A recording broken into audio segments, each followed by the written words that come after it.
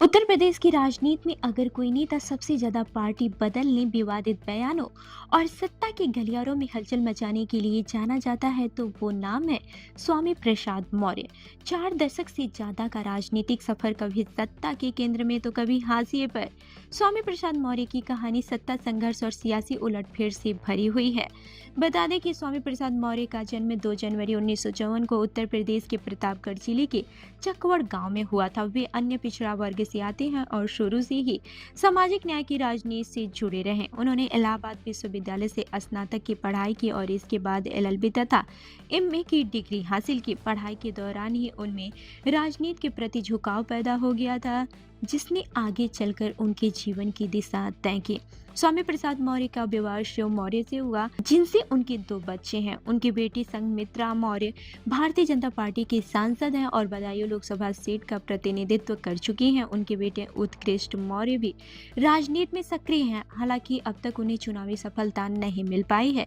परिवार के भीतर अलग अलग राजनीतिक दलों से जुड़े होने के कारण मौर्य परिवार अक्सर सुर्खियों में रहता है। स्वामी प्रसाद मौर्य ने 1980 में राजनीति में कदम रखा और युवा लोक दल से अपने करियर की शुरुआत की।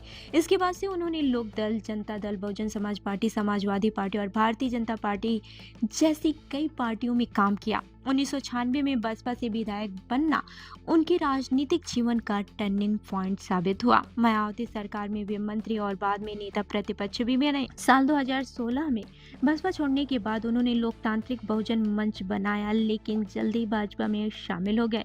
योगी आदित्यनाथ सरकार में मंत्री रहते हुए भी वे विवादों में घिरे रहे। जनवरी 2022 में उन्होंने भाजपा छोड़कर समाजवादी पार्टी का दामन थामा, लेकिन चुनावी हार के बाद से पार्टी के भीतर ही अलग थलग पड़ गए। धर्म से जुड़े विवादित बयानों के कारण सपा में उनका विरोध बढ़ा और अंततः उन्होंने राष्ट्रीय महासचिव पद से इस्तीफा दे दिया।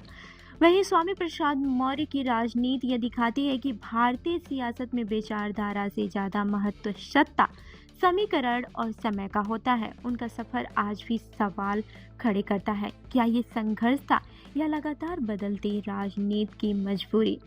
तो स्वामी प्रसाद मौर्य की कहानी आपको कैसी लगी, हमें कमेंट करके जरूर बताएं और ऐसी ही अन्य कहानियों के लिए हमारी वेबसाइट www.prpnewsindia.com पर विजिट करें।